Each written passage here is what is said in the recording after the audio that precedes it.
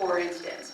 So when you say no corroborating evidence, you need to have a victim and you need to believe that victim. And if so, then that individual can be convicted. So I don't know what else to add to that, but that is the law and it's been the law. So what you're saying is that if you believe that person, no evidence is needed.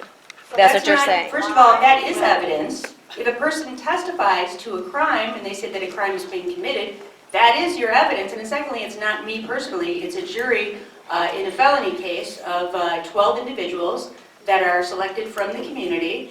And if all 12 of those people agree that that individual's testimony is credible and establishes guilt beyond a reasonable doubt for each and every element of the offense, then yes, that person can be properly convicted of that offense. But if that person lies, if that person lies, like they've shown so many cases where they have somebody who falsely accused of somebody of raping them, and then go back later and say, no, I lied, that didn't happen, and then they release them back out of prison.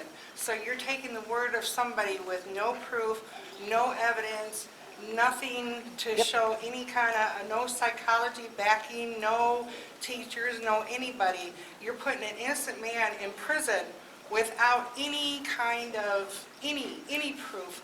You're just taking the word of a victim who is, in a lot of cases, lying. A great liar. Not always, but there's a lot of cases where they lie, and it's been proven. Brian Banks, his girlfriend said that he raped her, and then 6 years later, after he spent... Let me just say that, our system is not a perfect system, but I maintain that it is still the best system that we have in the world. Now, I acknowledge, for instance, the fact that mistakes happen.